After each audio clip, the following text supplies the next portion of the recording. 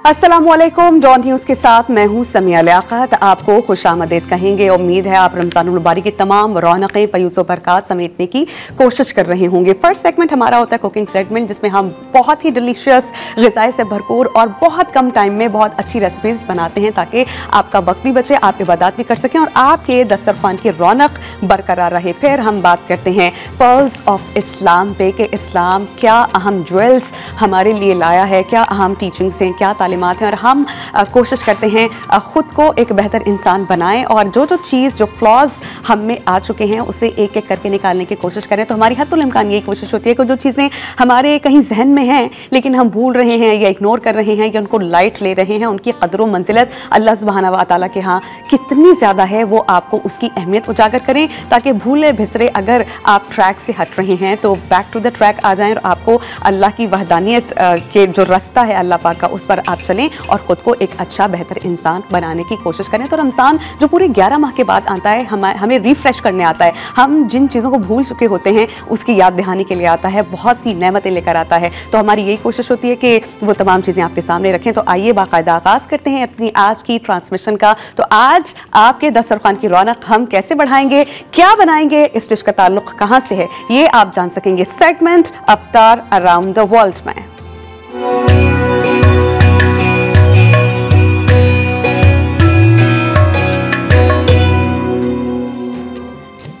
आज हम क्या बनाने जा रहे हैं ये जानने के लिए हम रुख करते हैं हमेशा कुकिंग काउंटर का और वहाँ पर मौजूद हैं शेफ़ रिजवान खान। सबसे कहेंगे उन्हें अस्सलाम वालेकुम। वालेकुम अस्सलाम। कैसे हैं शेफ़ आप? अल्हम्दुलिल्लाह। तो आज आप क्या बनाने जा रहे हैं? आज हम बनाने जा रहे हैं चिकन चीज़ ज़ैफ़रान सॉस।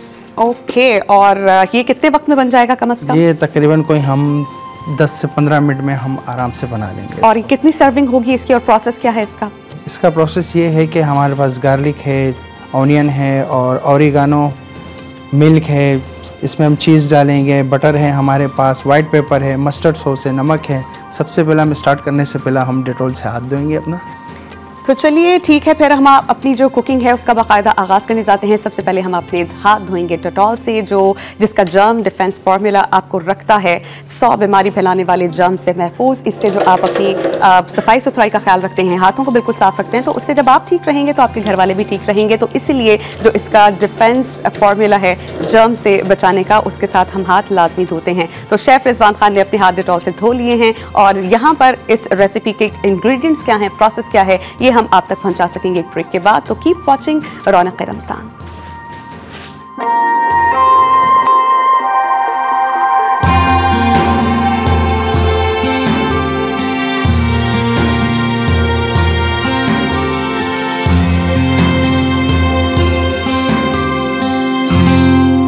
ब्रेक के बाद हम आपको कहेंगे खुशामदीद। आज हम क्या बनाने जा रहे हैं, डिश का नाम एक बार फिर और इंग्रेडिएंट्स शेफ़ रिजवान खान से जानते हैं। जी शेफ़।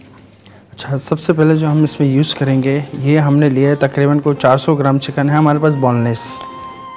इसमें हम मस्टर्ड पेस्ट का इस्तेमाल करेंगे। ओके। तकरीबन 1 टीस्पून के करीब। और ये वाइट पेपर, ये भी 1/2 टीस्पून। सॉल्ट, नमक हस्बे जायका ज़रूरत के हिसाब से जी इसमें इस्तेमाल करें। और लेमन जूस, ये भी तकरीबन 1 लेमन जूस। ओके। इसको हम अच्छी तरीके से मैश कर देंगे। हाथ में मैंने ग्लव्स पहना हुआ है।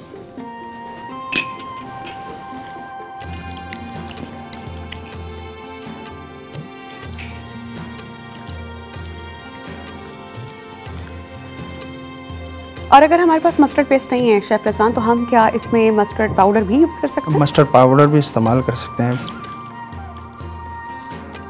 लेकिन उसके लिए जो है ना हमको तकरीबन टाइम दरकार होगा। ठीक। आधा घंटे के करीब हम इसको रखेंगे। ये तो हम तकरीबन 10 मिनट के लिए हम इसको रख देते हैं। ठीक। मैरिनेशन करके अब हम ग्लव्स को उतारते हैं। अब इसको करते हैं प्रोसेस स्टार्ट। हमने स्टव ऑन कर दिया है, राइट? जी हाँ। अच्छा, मैं शेफ़ आपसे जानना चाह रही हूँ, जो हम लच्छा कढ़ाई बनाएंगे इसको सर्व किस चीज़ के साथ? लच्छा कढ़ाई saffron. Okay okay okay okay, ठीक है ठीक है ठीक है ठीक है। दोबारा बताइएगा अपने इसका। ये हम बना रहे हैं चिकन ज़ैफ़रॉन सॉस बना रहे हैं। ओके, ज़ैफ़रॉन सॉस। मेरा ख्याल है मैं शायद गलत रेसिपी कार्ड है मेरे पास शायद, ज़ैफ़रॉन। Okay fine.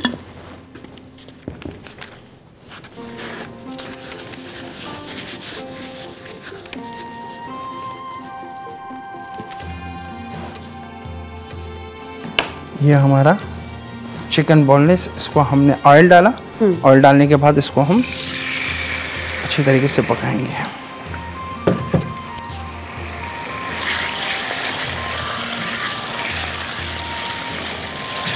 तो मुझे बताइए इसकी हम सर्विंग किस चीज़ के साथ करेंगे या हमें वैसे ही इसको हम सॉस बनाएंगे, चीज़ी सॉस बनाएंगे, ज़ैफ़रॉन चीज़ी सॉस।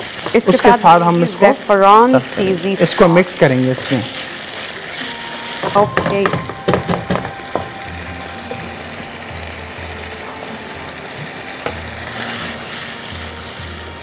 और हम कितनी देर के लिए इसको पकाएंगे इस पर?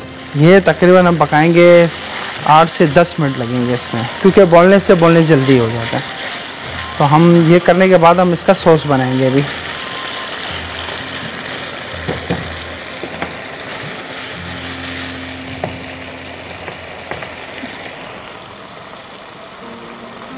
धीमी आंच में पकाते हैं और अब हम बनाते हैं इसका सॉस।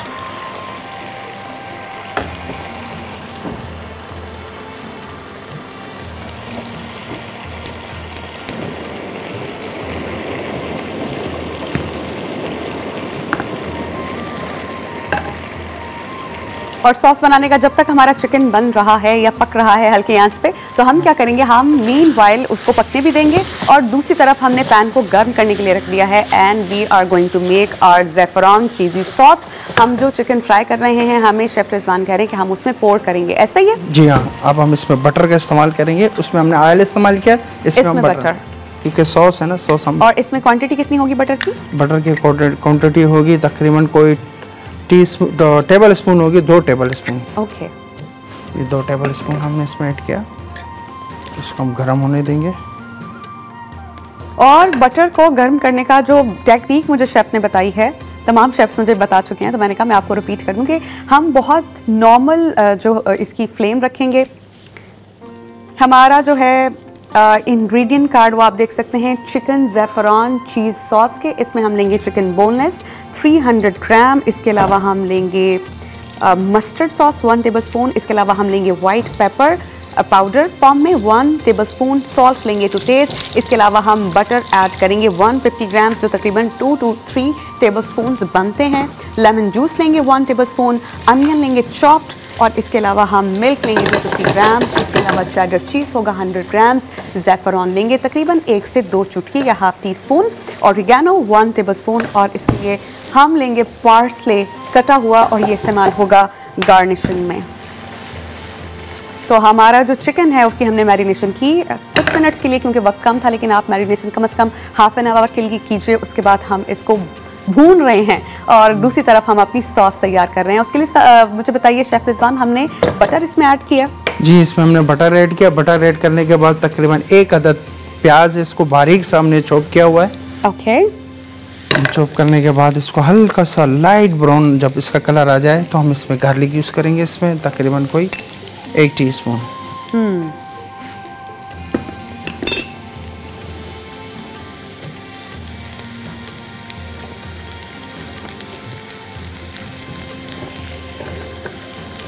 तो जब तक हमारी ये सॉस बन रही है, मैं आपको बता दूं कि ऐसी बहुत सी लेडीज़ होंगी जो ये सोच रही होंगी कि भाई आज मूड नहीं है, या इफ्तार बना नहीं सकती, या तबीयत ठीक नहीं है, या किसी भी वजह से इफ़ शी इज़ बिज़ी और वो किचन में नहीं जा सकती, तो उनके लिए, उन ख़वातीन के लिए एक अच्छी चीज़ ये है कि जो हमारा पिज़्ज़ा ब्रांड है, पिज़्ज़ा मैक्स, वो ला रहा है आपके लिए 50% तक ऑफ। तो आप इस डिस्काउंट को, जो बहुत अच्छी अच्छी डील्स हैं, आप अवेल कर सकते हैं। ये पाकिस्तान का नंबर 1 पिज़्ज़ा ब्रांड है और रमज़ान में नेशन वाइड नेटवर्क के तौर पर पूरे पाकिस्तान में काम कर रहा है। 38 ब्रांचेस हैं इनकी, इंटेंसिटीज। तो आप इस ऑफ़र को अवेल कीजिए और उनका जो 50% डिस्काउंट है, मज़े मज़े की डील्स ऑर्डर कीजिए और आज अपने दस्तरखान की जीनत बनाइए पिज़्ज़ा मैक्स के पिज़्ज़ास को। और इसके लिए आप उनकी वेबसाइट विजिट कर सकते हैं www.pizzamax.com.pk and you can enjoy the pizza. अब हम चलते हैं शेफ़ के कुकिंग काउंटर की तरफ, जहां पर सॉस बनाने का प्रोसेस जारी है।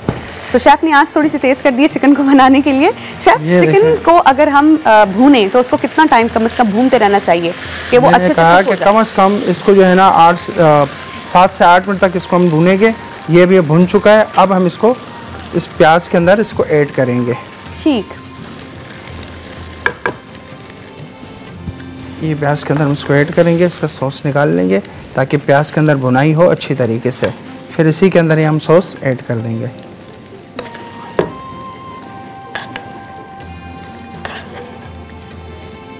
हम बनाने जा रहे हैं आज ज़ैफ़रान चिकन चीज़ी सॉस के साथ, और ये डिफरेंट डिश है।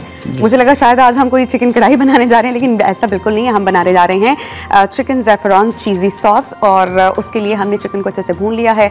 सॉस में इसको बाद में पोर करेंगे। जब तक हम अपनी सॉस रेडी कर रहे हैं, we will take a very short break. जब वापस आएंगे तो सॉस में चिकन को पोर करके अगला स्टेप क्या है ये जानेंगे शेफ़ रिजवान खान से। तो कीप वॉचिंग रौनक रमज़ान।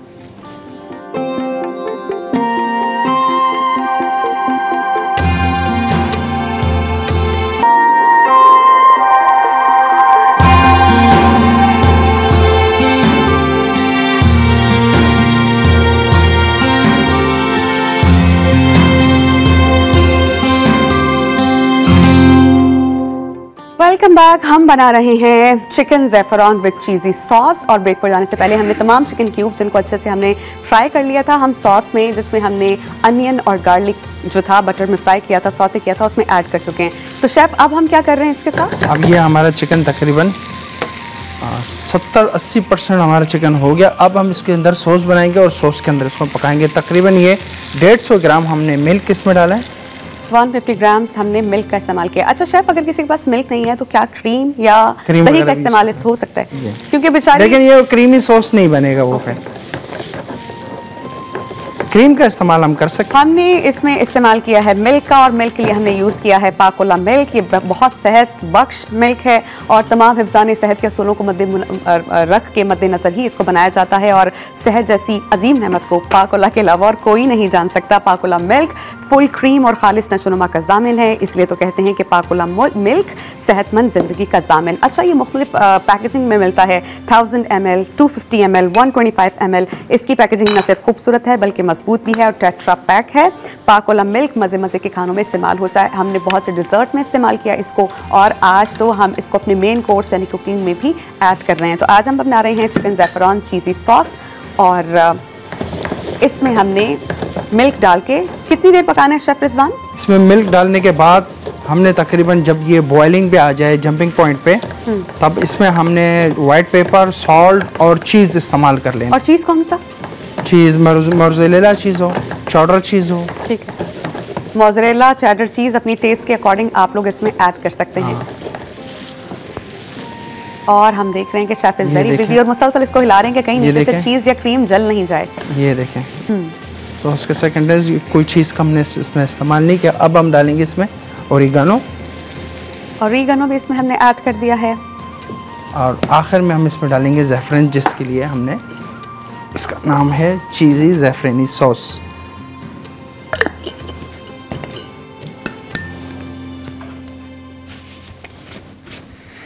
बिल्कुल एंड पे हम इसमें ज़ैफ़रान ऐड करेंगे, और उसके बाद हम आएंगे अपने आज के ड्रिंक की तरफ, और हम शेफ़ से जानेंगे कि आज का ड्रिंक हमारा क्या है। लें जी, हमने ज़ैफ़रान भी उसमें ऐड कर दिया। अब इसको हमने अच्छे से मिक्स कर देना है ताकि उसका जो एसेंस है उसमें अच्छे से मिक्स हो जाए। मिक्स हो जाए। ये हमारा हो गया है। हमारी जो मेन कोर्स है चिकन ज़ैफ़रान चीज़ी सॉस के साथ, वो रेडी हो चुका है। अब हम शेफ से कहेंगे वेरी क्विकली आज का जो हमारा ड्रिंक है वो हमें बता दें कि हम क्या बनाने जा रहे हैं। वो ड्रिंक है हमारे पास, ये है स्वीट मिलन। ओके, ये स्वीट मिलन तकरीबन कोई एक छोटा सा स्वीट मिलन होता है, वो हम डाल देंगे इसमें, और इसमें हम शुगर का इस्तेमाल करेंगे तकरीबन जितना आपको अच्छा लगे, क्योंकि वो भी स्वीट और चीनी भी है इसमें, तो कम से कम। और इसमें हम रूह अफ़ज़ा रूह अफ़ज़ा बहुत ही एसेंशियल पार्ट होता है हमारे अफ्तार का, हमारे दस्तरखान की रौनक होता है। लाल शरबत जिस दस्तरखान पे ना हो उसे जो है उसकी रौनक ही नहीं रहती। अच्छा, जब हम बनाते हैं लाल शरबत तो उसकी अच्छी बात यह है कि ये सब बच्चों को, बड़ों को पसंद होता है। फैमिली टुगेदरनेस, ग्रैटिट्यूड और एक दूसरे की हेल्प जब हम इफ्तार में कर रहा होता है, ये उन तमाम ट्रेडिशंस को एक तरह से जिंदा और दोबाला कर देता है। तो जो लाल शरबत है उसे बादशाहों ड्रिंक्स का बादशाह कहा जाता है। तो ये ना हो तो दस्तरखान की रौनक उस तरह से बन है। तो आज का ड्रिंक हम बना रहे हैं रूह अफ़ज़ा के साथ।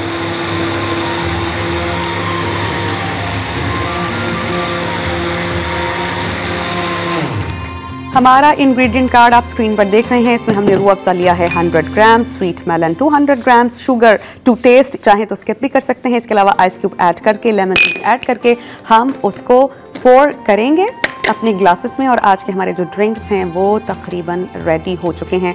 हमने बनाया मेन कोर्स में चिकन ज़ैफ़रान चीज़ी सॉस और ड्रिंक रूह अफ़ज़ा हमारा मिंट वाटरमेलन के साथ तैयार हो चुका है। कलर देखिए कितना खूबसूरत लग रहा है और रोज़े में तो ऐसी बात करनी भी नहीं चाहिए। अच्छा, जब चीज़ें बन रही होती हैं तो ये ऑटोमेटिकली है कि भूख की इश्तिहा या प्यास की शिद्दत को बढ़ाती है, लेकिन दोज जिन पे बहुत अच्छा कमांड है, जिनको ग्रिप है, जो कुकिंग करते हैं, उनको ये शायद चीज़ें इतना वो अट्रैक्ट नहीं करती। तो हमारा आज का ज़ैफ़रान चीज़ी सॉस तैयार हो चुका है। हम लेंगे पार्सले और उसकी गार्निशिंग करेंगे and chef is very busy in doing that.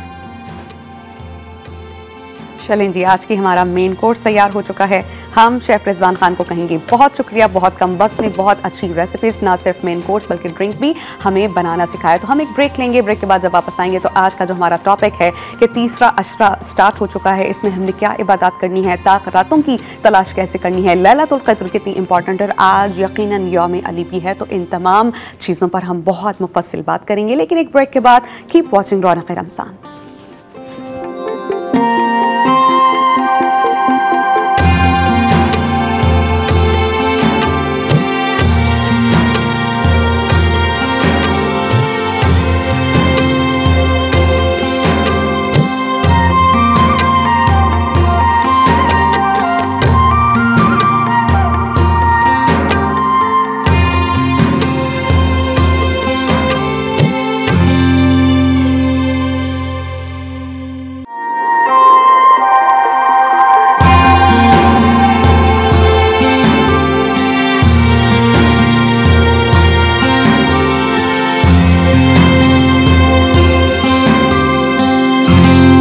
माहे सयाम तेरा क्यों ना हो एहतराम के नाजिल हुआ तुझ में अल्लाह का कलाम। फिर एक और जगह शायर कहता है, और जब वो अल्लाह पाक के बारे में बात हो रही है, और जब वो उम्मत को बख्शने पे आता है तो तोहफे में रमज़ान देता है। जी हाँ, हम बात करेंगे आज तीसरे अशरे की फजीलत और हुर्मत के बारे में। आप सभी जानते हैं कि हदीस का मफ़हूम है कि पहला अशरा जो है रमज़ान का, उससे रहमत, दूसरे अशरे को मग़फ़िरत और तीसरे अशरे को जहन्नुम से निजात से मंसूब किया गया है। इस तमाम तीसरे अशरे में बहुत से मुअत्तकिफ़ीन एतकाफ़ पे बैठ चुके हैं, ख़ुद को दुनियावी कामों से अलग करके अब बाकायदा तौर पर एतकाफ़ का आगाज़ कर चुके हैं और दुनियावी कामों को एक साइड पे रख के खुद को अल्लाह सुब्हान व तआला की रबूबियत हासिल करने के लिए मशगूल हो चुके हैं।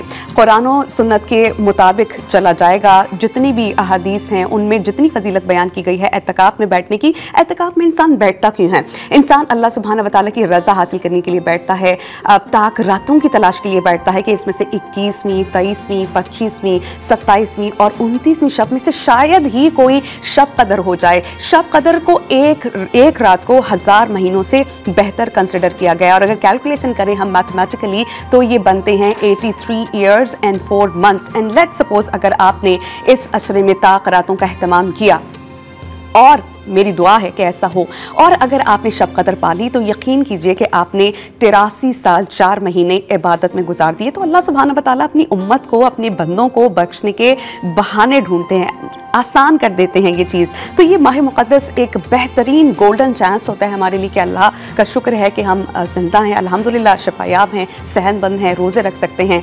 अल्हम्दुलिल्लाह हम मुसलमान हैं। जब आप रोज़े रख रहे हैं तो ताक रातों का एहतमाम करना बहुत ज़्यादा ज़रूरी है। तो जब आप ताक रातों का एहतमाम करते हैं तो उसमें तिलावत कुरान पाक करते हैं, इसमें तवील क़याम करने को बहुत ज़्यादा अहमियत और फ़ौक़ियत दी गई है। इसी से मुताल्लिक़ आपको बताऊँ कि हज़रत अनस रज़ी अल्लाह ताला अन्हो से मरवी है कि उन्होंने उन्होंने रसूल करीम सल्लल्लाहु अलैहि वसल्लम को फरमाते हुए सुना कि रमज़ान का मुक़द्दस महीना आ गया, इसमें जन्नत के दरवाजे खोल दिए जाते हैं, दोज़ख के दरवाजे बंद कर दिए जाते हैं और इसमें शयातीन को जकड़ दिया जाता है। वो शख्स बड़ा ही बदनसीब है जिसने रमज़ान का महीना पाया लेकिन उसकी बख्शिश नहीं हो पाई। अगर इस महीने भी बख्शिश ना हो तो फिर कब हो? This is the golden chance for you कि आज से अगर इस तीसरे अशरे का आगाज़ हो रहा है तो इंशाल्लाह आज फर्स्ट ताक रात होगी।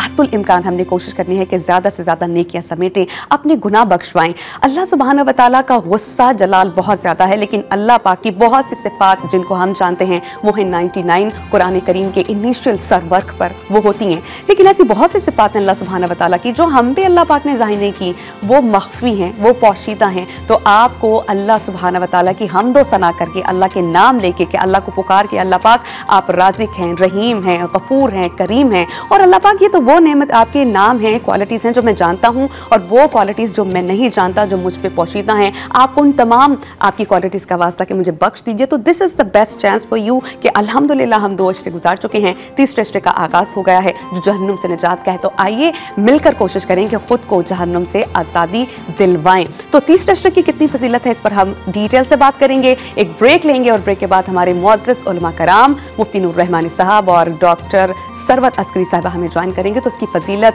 ज़िक्र व अज़कार कितनी इंपॉर्टेंट है इस पर हम बात करेंगे एक ब्रेक के बाद। Keep watching Raunaq Ramzan.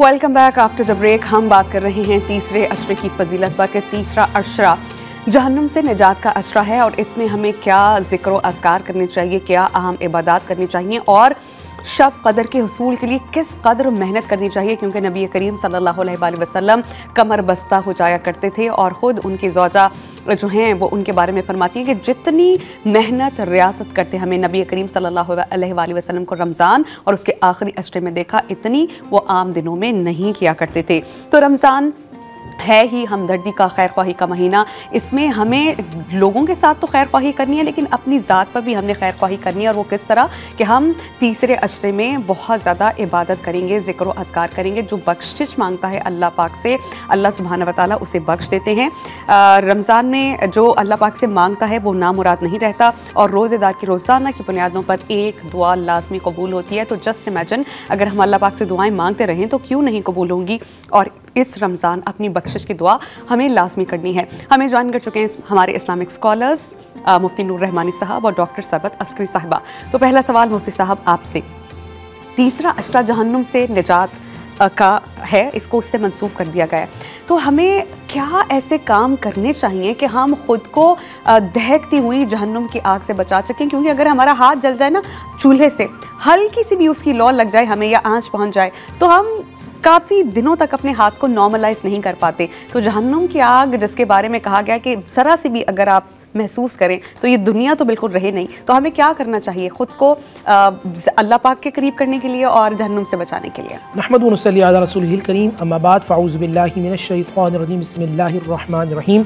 तमाम तारीफ़ें अल्लाह सुब्हानहु व तआला के लिए और दुरूद सलाम अल्लाह के रसूल हम सबके आका, हम सबके मौला, ताजदार मदीना, ताजदार ख़त्म नबुव्वत हुज़ूर मोहम्मद रसूलुल्लाह सल्लल्लाहु अलैहि वसल्लम। बहुत ही खूबसूरत सवाल कि हम आखिरी अशरा जिसे कहते हैं इत्क़ुम मिनन नार, जहन्नुम से आज़ादी का अशरा, ये 10 दिन जो अल्लाह सुब्हानहु व तआला ने रहमतें नाज़िल फरमाई। देखिए, पहला अशरा रहमत, दूसरा मग़फ़रत, तीसरा इत्क़ुम मिनन नार, जहन्नुम से आज़ादी। पहले अशरे में अल्लाह की रहमतें बरस रही हैं, दूसरे में और तेज़ हो गई और तीसरे में अल्लाह के रहमत की, बरकत की, मुआफ़ी की, मग़फ़रत की बारिश मुसलसल बरस रही है। जब नबी ने फरमाया बदनसीब है वो शख्स, हलाक वो शख्स कि जो रमज़ान का महीना पाया उसने अपनी बख्शिश ना करवा सकी। तो अब करना ये है, सबसे पहले जो आपकी क़ज़ाए उम्री रह चुकी हैं उसकी आपको पाबंदी करनी है। ताक रात से, आज की भी ताक रात है, कल, उसके बाद कल छोड़ के फिर परसों, इस तरह 21, 23, 25, 27, 29 इन 5 रातों में शेड्यूल ये बनाएं कि ताक रातों में क़ज़ाए उम्री अदा करें, तिलावत कुरान करें। उसके अलावा हुकूकुल इबाद, आप रहम दिल हो जाएं, मुआफ़ करने का जज्बा लेके आएँ, अल्लाह सुब्हानहू व तआला की बारगाह में गिड़गिड़ा के तौबा और इस्तग़फ़ार करते रहें। याद रखिएगा नाज़रीन, अगर आपने किसी का हक़ मारा है तो ये रात शब क़दर हो या 27वीं हो या 23वीं हो और आप खाने काबा में क्यों ना हो, अगर आपने किसी की हक़ तलफ़ी की है, किसी का आपने दिल तोड़ा है, आपकी आदत तंज़ करने वाली है, आपकी आदत ताने देने वाली है, किसी को डिग्रेड करने वाली है, बेइज्जती करने वाली है, याद रखिएगा आपकी बख्शिश और मग़फ़िरत नहीं होगी जब तक आप इन हरकात व सकनात से तौबा ना कर लें। और तौबा का मतलब होता है रुजू, यानी आप इनको छोड़कर अल्लाह सुब्हानहू व तआला के लिए आप सारे काम करेंगे तो फिर अल्लाह सुब्हानहू व तआला आपकी बख्शिश मग़फ़िरत फरमाएगा, वरना आपकी बख्शिश मग़फ़िरत नहीं हो पाएगी। इरशाद बारी ताला है, और जिसने तौबा कर ली और नेक अमल किया उसने अल्लाह की तरफ वो रुजू किया, यानी वो कांटेक्ट और रब्ता किया जो रुजू करने का हक़ था। सूरह अल फुरक़ान की आयत नंबर 71 जो मैंने आपके सामने रखी। तो यही वो लम्हात हैं जो अल्लाह सुब्हानहू व तआला ने हमें अदा किए हैं। तो सबसे पहले हमें शुक्र अदा करना चाहिए अल्लाह सुब्हानहू व तआला के। अल्लाह पाक आपका शुक्र है, ये रमज़ान हमें नसीब हुआ, पहले अशरे के रोज़े अल्हम्दुलिल्लाह आफ़ियत के साथ रखे, दूसरा अशरा गुजर गया और अब तीसरा अशरा आया चाहता है, अब आगाज़ हो चुका है तीसरे अशरे का। तो तीसरे अशरे में नबी करीम सल्लल्लाहु अलैहि वसल्लम किस कदर इबादत किया करते थे, इस पर हम बात करेंगे। हमारे साथ मौजूद हैं डॉक्टर सरवत अस्करी साहबा। आपा, कुरान करीम इसी माह मुक़द्दस में नाजिल किया गया था, तो इसमें कुरान करीम पढ़ने की किस कदर फजीलत है? हमें रेसिटेशन जब हम एतकाफ़ में बैठ रहे हैं या रात को क़याम कर रहे हैं तो इसकी रेसिटेशन करना कितना बाइस सवाब है, कितनी कदर मंजिलत है इसकी? बिस्मिल्लाहिर्रहमानिर्रहीम, अस्सलाम वालेकुम। कुरान मजीद को बहार रमज़ान कहा जाता है, यानी रमज़ान की बहार कुरान मजीद की तिलावत है। अच्छा, अब हमारे यहाँ बहुत सारे अफराद ये कहते हैं कि हमने 2 कुरान ख़त्म कर लिए, हमने 3 कुरान ख़त्म कर लिए, हमने 4 कुरान ख़त्म कर लिए, जिसे लगता है एक दौड़ लगी हुई है। मगर कुरान मजीद ख़ुद कहता है कि तफ़क्कुरून व तदब्बरून व ताक़लून, यानी तफ़क्कुर करो, तदब्बर करो और ताक़ुल करो। यानी तर्जुमा समझना बहुत ज़रूरी है। तर्जुमा समझना ही बहुत ज़रूरी है और तिलावत भी बहुत ज़रूरी है, इसलिए कि हमारे यहाँ बहुत सारे अफराद ये कहते हैं कि अगर हम तर्जुमा पढ़ लें, और क्योंकि बहुत सारी लैंग्वेजेस में कुरान मजीद का तर्जुमा हो भी चुका है, तो बहुत सारे अफराद ये कहते हैं कि हम तर्जुमा पढ़ लें। तो तिलावत अरबी सीखना हमारे ऊपर वाजिब और लाजिम है। जिस तरीके से अपनी मदर टंग कोई भी सीखता है या उसको सीखने की ज़रूरत ही नहीं पड़ती, बिल्कुल वैसे ही अरबी ज़बान भी सीखने की ज़रूरत है। और लेकिन उसका तर्जुमा सीखने के लिए भी तदब्बर, तफक्कुर, ताक़ुल करना है। ठीक, मुफ्ती साहब, ये अल्लाह सुब्हाना व तआला का पैगाम है जो हज़रत जिब्राईल अलैहिस्सलाम के ज़रिए नबी करीम सल्लल्लाहु अलैहि वसल्लम जो तमाम जहानों के लिए रहमत बनाकर भेजे गए थे, उनके ज़रिए हम तक पहुँचाया गया। तो अगर देखा जाए तो ये तो अल्लाह सुब्हाना व तआला की बातें ही हैं जो कुरान की फॉर्म में उनके पैगामात हम तक मौसूल हुए हैं। उनको पढ़ते रहना, गौर व फिक्र करना, कुरान की रेसिटेशन करना कितना इंपॉर्टेंट है, और वही माह मुक़द्दस में जहाँ पर एक नेकी का अजर व सवाब कई गुना ज़्यादा बढ़ा कर दिया जाता है। देखिए, बिस्मिल्लाहिर्रहमानिर्रहीम, कुरान का सुनना भी सुन्नत है, कुरान का सुनाना भी सुन्नत है। नबी पाक सल्लल्लाहु अलैहि वसल्लम कुरान सुनाते थे जिब्राईल को, और जिब्राईल रमज़ान में कुरान सुनाते थे मुस्तफ़ा करीम सल्लल्लाहु अलैहि वसल्लम। ये कमोबेश 23,000 अल्लाह के नबी पे अल्लाह की तरफ से मैसेजेस उतरे अल-इत्क़ान फ़ी उलूमुल कुरान की रोशनी में। कुरान मजीद फ़ुरक़ान हमीद को समझने के लिए बड़ा आसान, मैं आपको एक तरकीब बता रहा हूँ। एक कुरान की मक्की सूरत है और एक मदनी सूरत। जी जी, याद रखिएगा, एक मक्की सूरत है और एक मदनी सूरत है। मक्की सूरत के सिर्फ 3 मज़ामीन हैं: अक़ीदा तौहीद, अक़ीदा रिसालत, अक़ीदा आखिरत।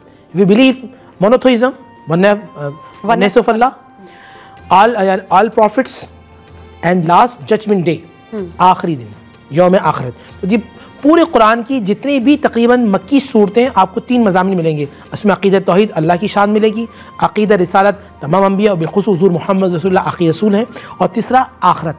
अब जितनी मदनी सूरतें उनमें रियासत, मुआशरत, मुआशियत, रहन सहन, मियाँ बीवी के हुकूक, वालिदैन के हुकूक, रिश्तेदारों के हुकूक, ज़कात के मामलात, ये तमाम के तमाम आपको मिलेंगे मक्की सूरतों में। अगर इस तरह आप कुरान के मज़ामीन कर लेंगे तो आपको आसानी होगी। जब आप मक्की सूरत पढ़ेंगे, मिसाल के तौर पर सूरह फातिहा मक्की सूरत है। अब इस सूरह फातिहा में आप देखेंगे यहाँ अल्लाह की तौहीद की बात की जा रही है। अल्हम्दुलिल्लाहि रब्बिल आलमीन, अल्लाह सुब्हानहू व तआला कौन है? एक रब्बुल आलमीन है।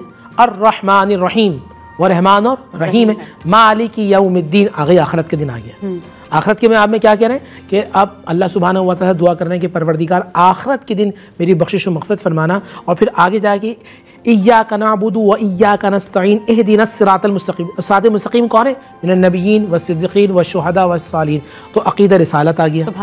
तो इस तरह सूरह फातिहा के अंदर 3 मज़ामीन होंगे, और मक्की सूरतों में के अंदर दुनिया में किस तरह रहना है, दुनिया में किस तरह अल्लाह को पाना है, अल्लाह की किस तरह करीब होना है, ये मज़ामीन आपको मदनी सूरतों में मिलेंगे। मक्की और मदनी सूरतों में फ़र्क करके अगर आप पढ़ेंगे कुरान करीम में तो आपको बहुत वाज़ेह हो जाएगा कि क्या पैगामात उनमें पिन्हा हैं। तो कुरान करीम की रेसिटेशन किस कदर इंपॉर्टेंट है, कितना अजर व सवाब है, और क्या क्या अमाल, ज़िक्र व अस्कार, मसनून दुआएं हमें क़यामुल लैल में करनी चाहिए कि हमने क़याम तो करना है लेकिन ताक रातों में करनी चाहिए कि अल्लाह सुब्हानहू व तआला के यहाँ अपने स्टैंडर्ड रेज़ करवाएँ, और जिस शब की तलाश का करने का हमें कहा गया वो शब को भी हम पालें। इस पर बहुत डिटेल से बात होगी, लेकिन एक ब्रेक के बाद। Keep watching Raunaq Ramzan.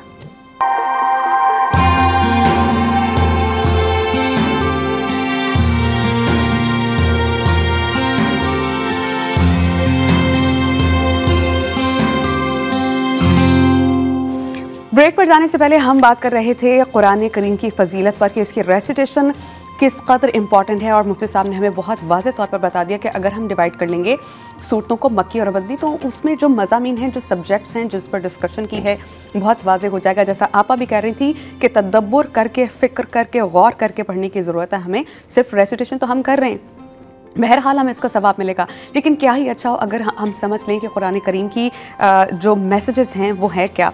आपा, मैं आपसे जानना चाहूँगी कि आम दिनों में कुरान की रेसिटेशन करना और ताक रातों में कुरान की रेसिटेशन करना कितना ह्यूज डिफरेंस है सवाब के लिहाज से भी? बहुत ज़्यादा फ़र्क है, इसलिए कि जब हम आम दिनों में कुरान मजीद की तिलावत करते हैं तो वो कुरान मजीद की तिलावत का सवाब मिलता है, लेकिन जब हम माह रमज़ान मुबारक में कुरान मजीद की तिलावत करते हैं और वो भी ताक रातों में, तो हमको कई गुना ज़्यादा अजर सवाब मिलता है। जैसे कुरान मजीद की एक एक आयत का अजर सवाब ज़्यादा होता है, तो बिल्कुल वैसे ही हमको कोशिश करनी चाहिए कि कुरान मजीद की तिलावत ज़्यादा से ज़्यादा करें ताक रातों में। और जैसे कि मुफ्ती साहब ने इरशाद फरमाया कि हमको अपनी क़ज़ा नमाज़ों की, क़ज़ा इबादत की सरअंजाम दही के लिए ज़्यादा तगदो करनी चाहिए। मुफ्ती साहब, आपने हमें कहा कि क़ज़ा उम्री अदा करनी चाहिए, इसका तरीक़ाकार क्या है? और मिसाल के तौर पर हमारे यहाँ बहुत से ऐसे लोग हैं जिन्होंने अभी रिसेंटली नमाज़ों का आगाज़ किया, इससे पहले वो शायद नहीं पढ़ रहे हों, तो क्या तरीका है जब आपको पता हो कि आपकी 10 ईयर्स की नमाज़ें आपने अदा ही नहीं की, और मिसाल के तौर पर आपकी 10 साल की नमाज़ें रहती हैं लेकिन नमाज़ें अदा करते हुए आपको 2 ईयर्स हुए हैं और आप वफ़ात पा गए, तो इसमें फिर क्या हमारे लिए पैगाम है? बिस्मिल्लाहिर्रहमानिर्रहीम। देखिए, बहुत अच्छा सवाल है। आज लोग एतकाफ़ में बैठेंगे, अल्हम्दुलिल्लाह लोग एतकाफ़ में बैठे हुए, अब वो समझ रहे होते हैं कि नवाफिल कसरत से पढ़ें, लेकिन बात याद रखिएगा, नवाफिल होते हैं आपका ओवर टाइम, और नमाज जो फ़राइज़ हैं वो आपका ड्यूटी टाइमिंग। जब तक आपका ड्यूटी टाइमिंग नहीं होगा आपको ओवर टाइम नहीं मिलेगा। समझाने के लिए मिसाल दे रहा हूँ, नवाफिल उस वक्त कबूल होंगे जब आपके फ़राइज़ कंप्लीट होंगे। अब आज से मिसाल के तौर पर नियत करें कि भाई मैं आज से शुरू कर रहा हूँ। अब वो गुमान करेगा कि जो मेरी जो पहली नमाज गुजरी थी, जो मैंने छोड़ी थी फजर की नमाज, अब वो 2 फजर के फ़र्ज़ पढ़ेगा, असर ज़ोहर के, फजर के बाद ज़ोहर के 4 फ़र्ज़ पढ़ेगा, असर के 4 फ़र्ज़ पढ़ेगा, मगरिब के 3 फ़र्ज़ पढ़ेगा, इशा के 4 फ़र्ज़ पढ़ेगा और 3 वितर। ये नमाज कंप्लीट हो गई। उलमा यहाँ तक कहते हैं कि आप, क्योंकि ये आप पे कर्ज़ है, फ़र्ज़ जो है वो दरअसल आप पे कर्ज़ है, तो आप इसमें सूरह फातिहा की बाद छोटी सूरत पढ़ लें। उसके बाद जब आप 3 मरतबा कहते हैं सुबहान अल्लाह, सुबहान रब्बियल आला, सुबहान रब्बियल आला, सुबहान रब्बियल, तो आप 1 मरतबा कहते हैं सुबहान रब्बिल आला, ताकि आपकी जो कर्ज़ है वो जल्द से जल्द अदा हो जाए। तो फिर आप ये गुमान करेंगे मेरे पहले दिन की नमाज हो गई।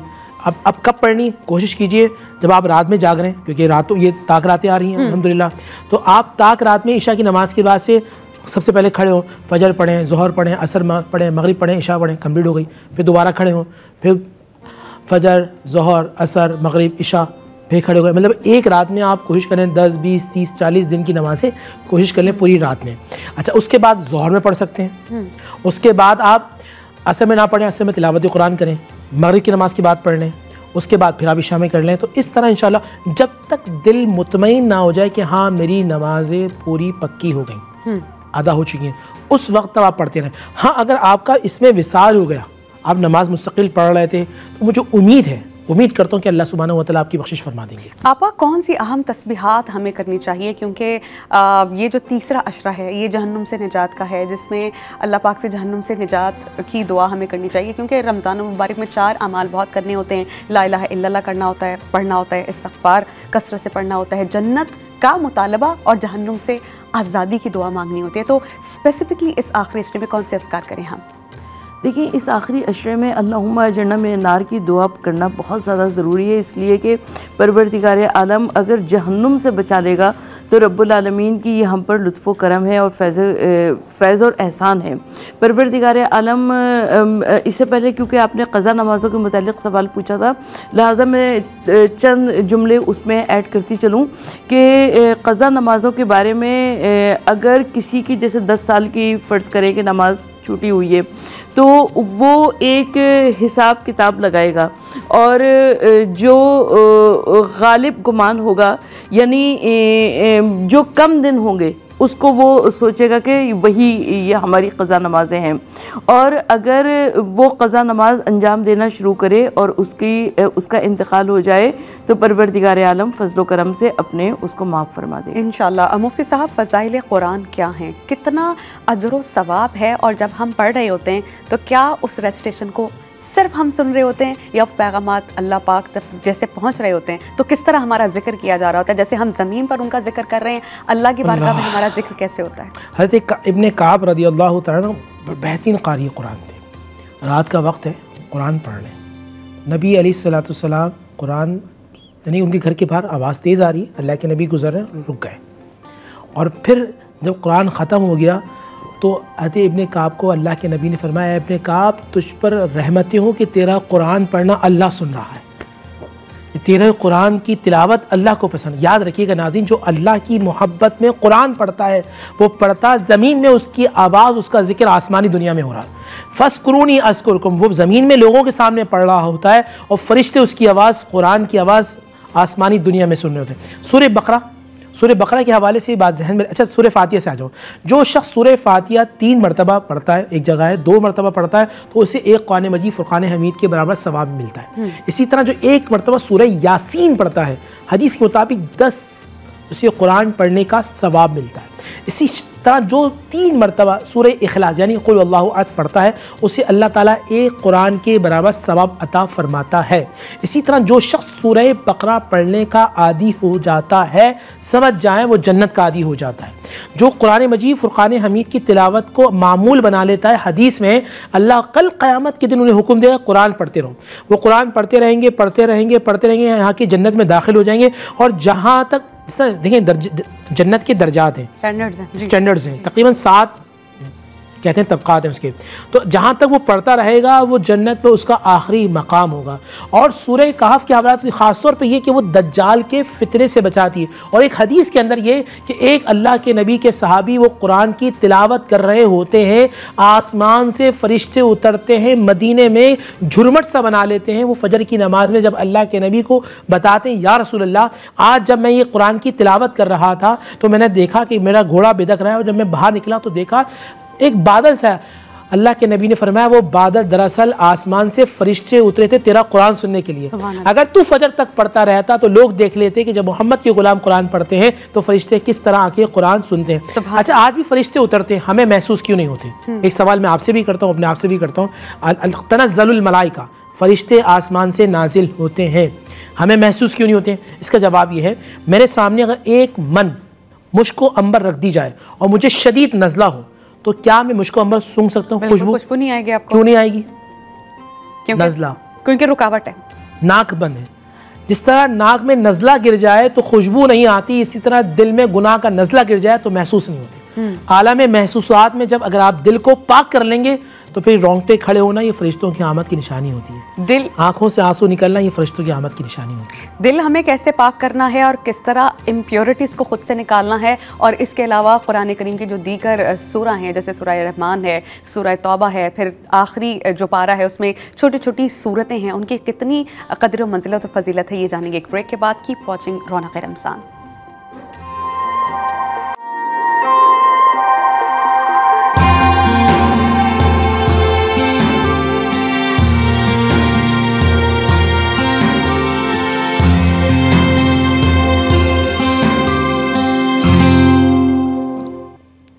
एक दफा एक औरत को अपने बच्चे के साथ वालेहाना मोहब्बत करते देखा तो रसूल अल्लाह ने अपने सहाबाए कराम से फरमाया कि तुम्हारे ख्याल में ये औरत अपने बच्चे को आग में डाल देगी? साहबा कराम ने अर्ज़ किया, या रसूलल्लाह, हरगिज़ नहीं है, ऐसा तो नहीं हो सकता कि एक औरत इतना प्यार कर रही है और अपने बच्चे को आग में फेंक दे। इस पर आप सल्लल्लाहु अलैहि वसल्लम ने फरमाया कि अल्लाह सुब्हानहू व तआला अपने बंदों पर इससे कई गुना ज़्यादा रहम करने वाला है जितना ये औरत अपने बच्चे पर मेहरबान है। तो आप इससे अंदाज़ा लगाइए कि एक माँ जब अपने बच्चे को आग में नहीं डाल सकती तो अल्लाह सुब्हानहू व तआला जो हमसे कई गुना ज़्यादा हमारी माँ से ज़्यादा प्यार करते हैं कि कहा जाता है कि एक बार पुकारो तो मैं तुम्हारी पुकार ज़रूर सुनूंगा, तुम चल कर आओ, मैं तुम्हारी तरफ दौड़ते भी आऊँगा। तो ऐसा कैसे हो सकता है? मैं आपको यहाँ पे मिसाल देती हूँ कि कभी आप अपनी जो आर्टिस्ट हैं वो पेंटिंग बनाएं, उनका दिल चाहेगा पेंटिंग तोड़ दें। एक स्ट्रक्चर खड़ा किया बिल्डिंग का, क्या आपका दिल चाहेगा कि बहुत मेहनत से बनाए उसको तोड़ दें, बिगाड़ दें? नहीं हो सकता। वो हमारी एक प्रोडक्ट होती है। लेकिन अल्लाह सुब्हानहू व तआला की हम मखलूक हैं, ऐसा हो ही नहीं सकता। मतलब कुरान पाक की ट्रांसलेशन का मफ़हूम है कि अल्लाह पाक तुम्हें सज़ा दे के क्या करेगा, अनटिल और अनलेस आपने अमाल बुरे ना किए हों। तो हमें ख़ुद को सबसे पहले ठीक करना है, गुनाहों को अपने आप से झाड़ना है। ठीक है, इंसान ख़ता का पुतला है, गलतियाँ हमसे हो ही जाया करती हैं। तो हमने कोशिश करके उन गुनाहों को खुद से दूर करना है, अल्लाह के रास्ते पर चलना है, अल्लाह के मुताबिक होना है। तो क्यों अल्लाह पाक हमें सज़ा देंगे?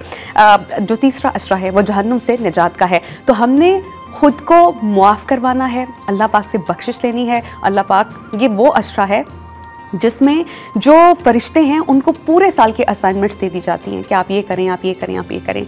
फिर जो आप अल्लाह पाक से मांगें वो आपको दिया जाता है, दुआएं रद्द नहीं होती, बख्शिश मांगे दे दी जाती है। तो ये वो अशरा है जिसमें स्टैम्प लगी होती है कि फ़लाँ शख्स फ़लाँ शख्स फ़लाँ शख्स ये जहन्नुम में है, रहेगा, इस पर जहन्नुम वाजिब है। लेकिन अल्लाह पाक की बख्शिश देखिए, अल्लाह पाक की रहमदिली देखिए, रहमत देखिए कि अल्लाह पाक इसी अशरे में और पूरे रमज़ान में लोगों को जहन्नुम से आज़ाद करते हैं। तो अगर उनकी आज़ादी हो गई है तो हम क्यों नहीं अल्लाह पाक से ये आज़ादी ले सकते? इस पर बहुत डिटेल से बात करेंगे। हमारे साथ हमारे इस्लामिक स्कॉलर्स मौजूद हैं। डॉक्टर सरवत अस्करी साहबा, मैं आपसे जानना चाहूँगी, आप हमें ये बताइएगा कि ताक़रातें हमारे लिए इनाम हैं, हमारे लिए इनाम किस तरह हुई और हम क्या ऐसे अमाल करें कि अल्लाह पाक की जो क़ुर्बत है वो हम इससे हासिल कर लें?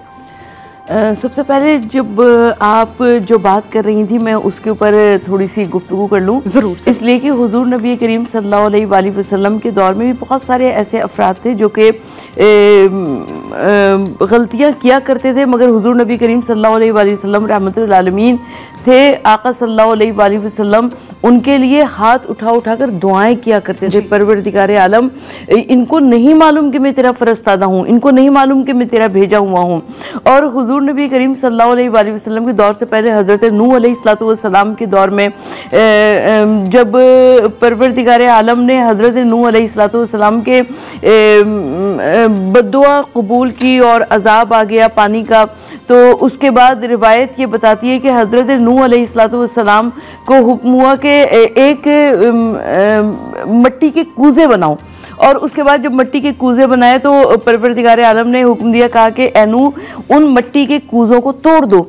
एक मरतबा हज़रत नूह अलैहिस्सलाम ने कहा कि परवरदिगार आलम इनको मैंने बड़ी मेहनत से बनाया है, इनको मैंने बड़े प्यार से बनाया है, मैं कैसे तोड़ दूँ अपने हाथ से? परवरदिगार आलम ने फरमाया, कहा कि ए नूह ये खल्क़े खुदा भी तो मेरी बनाई हुई थी, बिल्कुल, तुमने कैसे इनके लिए बद्दुआ कर दी? तो यकीनन ये बहुत अहम बात है कि अल्लाह ताला हमारी इतनी फ़िक्र करे और हम परवरदिगार आलम के उसूलों पर ना चलें, ये एक बहुत अजीब बात नज़र आती है। और जो कुछ भी इंसान कमाता है वो अपने आमाल से कमाता है और रब्बुल आलमीन की रहमत फजलो करम जारी और सारी है। परवरदिगार आलम कभी देकर आजमाता है, कभी लेकर आजमाता है। रब्बुल आलमीन एक मरतबा एक किसी ने सोचा कि हम सुनते हैं कि वाज़ और नसीहत के दर्स में कि फ़ला अमल का इतना अजाब, फ़ला तुम्हारी कब्र में सांप कीड़े आएंगे, तो वो उसने सोचा कि परवरदिगार आलम और रामीन है, कैसे मुमकिन है कि रब्बुल आलमीन इतना अजाब करे, इतना अजाब करे। तो वो अपने घर के करीबी कब्रिस्तान में गया। किस लिए गया? ताकि अरवाह मोमिनीन को सूरह फातिहा पढ़ दे। अब जब वो अपने घर के करीबी कब्रिस्तान में गया तो उसने वहाँ पर एक ही दरवाज़ा था कब्रिस्तान का जो कि उसके सामने था, और उसने ना किसी को आते हुए देखा ना जाते हुए देखा। और उस कब्र जिसके नज़दीक खड़ा हुआ था उसके नज़दीक बहुत ज़्यादा बदबू फैल गई चारों जानिब। और जब बदबू फैल गई चारों जानिब तो उसने एक ऐसी मुहीब सूरत देखी जिसमें बड़े बड़े कांटे निकले हुए थे, जिसको देखकर उसके जिस्म में थरथरी तारी हो गई। और वो उसी कब्र के नज़दीक जिसके नज़दीक वो खड़ा हुआ था वो वहाँ पे गायब हो गई। और उसके बाद कब्रिस्तान में खुशबू फैल गई, और जबकि एक ही दरवाज़ा था, ना उसने किसी को आते देखा ना जाते देखा। और वो खूबसूरत, वो हसीन और जमील नूरानी सूरत भी उसी कब्र के नज़दीक गायब हो गई। और उसके बाद कब्र के अंदर से बाहमी कशमकश की, जंगो जदल की आवाज़ें आने लगी। और उसके बाद उसने ये देखा कि वो जो खूबसूरत सूरत थी वो कब्र के बाहर मौजूद थी, मगर वो ज़ख्मों से चूर चूर थी, लहूलुहान थी। उसने कहा कि क्योंकि इसने ज़िंदगी में नेकियां कम की थी, बुराइयां ज़्यादा की थी, गुनाह ज़्यादा किए थे, लिहाजा अब हम दोनों को कब्र में भेजा गया। वो जो तुमने पहले सूरत देखी थी वो उसके बुरे अमाल थे, मैं नेक अमाल थी। और अब क्योंकि इसने ज़िंदगी में गुनाह ज़्यादा किए थे, लिहाजा अब क़यामत तक उसके साथ उसके बुरे अमाल रहेंगे, उसके नेक अमाल मुझे निकाल दिया गया। यानी इंसान जो कुछ भी कमाता है वो खुद कमाता है। इंसान जो कुछ कमाता है वो ख़ुद कमाता है। तो अल्लाह सुब्हानहू व तआला का बहुत शुक्र है कि हमें ये रमज़ान नसीब हुआ है, जिसकी रहमत मग़फ़िरत हमने दोनों अशरों में समेटने की कोशिश की। अब ये कोशिश करनी है कि ख़ुद को जो बख्शिश है वो अल्लाह पाक से उसकी अप्रूवल ले लें। तो उसके लिए हमें ये थर्ड अशरा दिया गया है, क्या ज़रूरी अमाल करने हैं, क्या इबादत करनी है, ये हम जानेंगे मुफ्ती साहब से एक ब्रेक के बाद। Keep watching Raunaq Ramzan.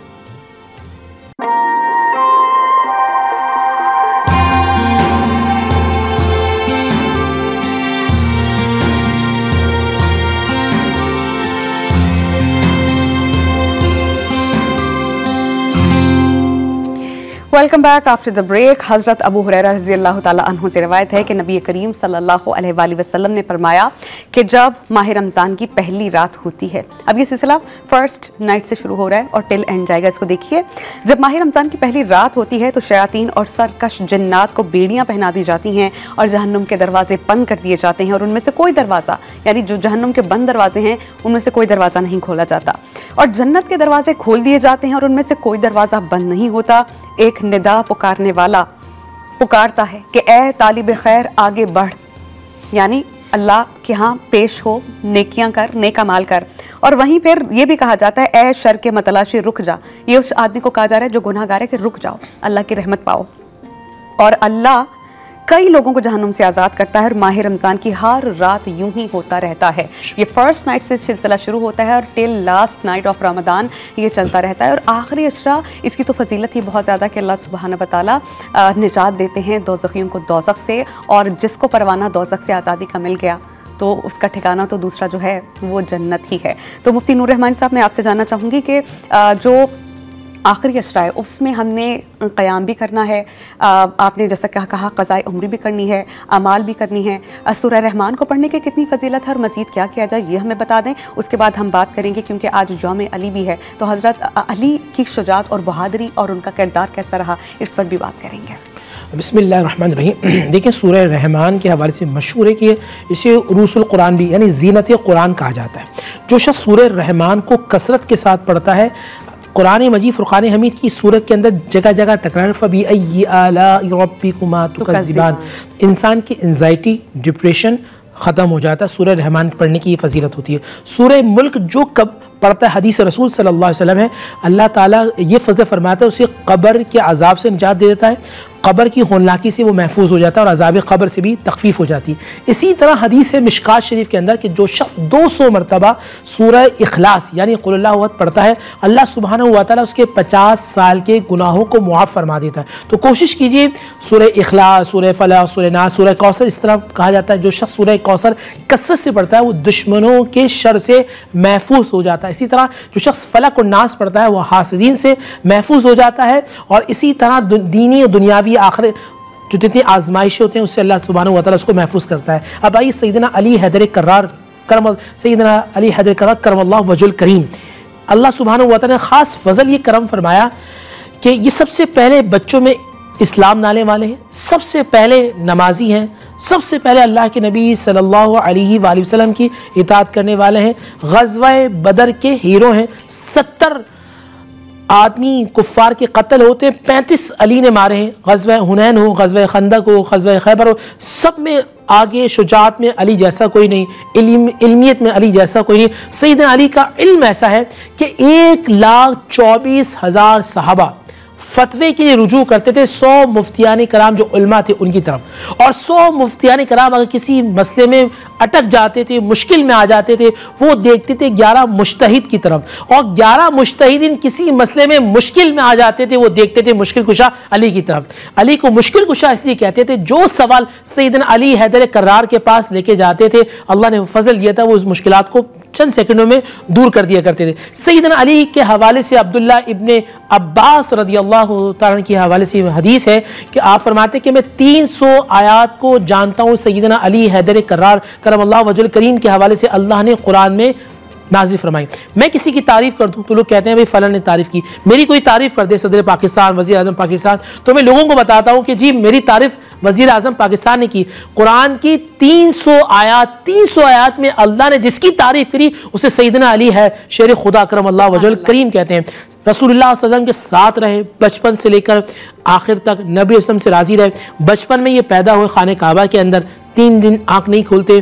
खाना काबा में 360 बुत थे, अली ने आँख खोल के नहीं खोली, इसलिए बता दिया कि अली देखेगा तो चेहरे मुस्तफ़ा को देखेगा, चेहरे वद्दुहा को देखेगा। और अजीब मामला है, आप ये देखें कि जो सबसे नबी अलैहिस्सलातु कहते हैं कि जो पहला गुस्ल दिया मौला कायनात सैयदना शेर खुदा को वो अल्लाह के नबी सल्लल्लाहु अलैहि वसल्लम दिया, और नबी अलैहिस्सलातु सलाम का जो आखिरी गुस्ल मुबारक है वो मौला अली ने दिया।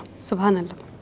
ये मामला है। तो अगर मुझे सैयदना अली से मोहब्बत है, मैसेज ये है उनकी तरफ मैं इल्म की तरफ जाऊँ, शुजाअत की तरफ जाऊँ, रियाजत की तरफ जाऊँ, इबादत की तरफ जाऊँ, माफ़ करने का जज्बा लाऊँ, खैर ख़्वाही का जज्बा लाऊँ, तो फिर मुझे सैयदना अली से मोहब्बत है। हज़रत साद बिन अबी वक़ास रज़ी अल्लाह ताला अन्हु से रवायत है कि रसूल करीम सल्लल्लाहु अलैहि वसल्लम ने हज़रत अली करमुल्लाह वजहू से फरमाया कि तुम मेरी तरफ से उस मर्तबे पर फाइज़ हो जिस मर्तबे पर हज़रत हारून अलैहिस्सलाम हज़रत मूसा अलैहिस्सलाम की तरफ से थे, मगर बात यह है कि मेरे बाद कोई नबी नहीं होगा। इस हदीस को सही मुस्लिम और सही बुखारी ने कोट किया है। तो हज़रत अली रज़ी अल्लाह ताला अन्हु का क्या रुतबा था, क्या शान थी, इस पर आप क्या कहना चाहेंगी? किसे राह मैसर की शुदी सआदत बकाबा विलादत बमज़िद शहादत। मौलाए कायनात अली इब्न अबी तालिब अलैहिस्सलाम अगर मोमिनीन के मजमे में आए तो अमीरुल मोमिनीन कहलाएं, मुत्तकीन की बस में आए तो इमामुल मुत्तकीन कहलाएं, बहादुरों के दरमियान में आए तो शेर खुदा कहलाएं, और सरजमीन अरब पर आए तो अमीर अरब कहलाएं, रसूल के घर में जाएँ तो दामाद पैगम्बर कहलाएं, बतूल के हुजरे में जाएँ तो ज़ौजे बतूल कहलाएं। अल्लाह के रसूल सल्लल्लाहु अलैहि वसल्लम ने फरमाया कि अल कुरान मल अली व अली मल कुरान, यानी कुरान अली के साथ है और अली कुरान के साथ है। अल्लाह के रसूल सल्लल्लाहु अलैहि वसल्लम ने इरशाद फरमाया कि अल हक मल अली व अली मल हक, यानी हक अली के साथ है और अली हक के साथ है। कभी अल्लाह के रसूल सल्लल्लाहु अलैहि वसल्लम ने इरशाद फरमाया कि अना मदीनतुल इल्म व अलीउन बाबुहा, मैं शहर इल्म हूँ और अली उसका दरवाज़ा है। अली की जिक्र करना इबादत करार पाया, अली का तज़किरा करना इबादत करार पाया, अली की मोहब्बत को दिल में बसाना इबादत करार पाया, और अली की ज़ियारत करना इबादत करार पाया।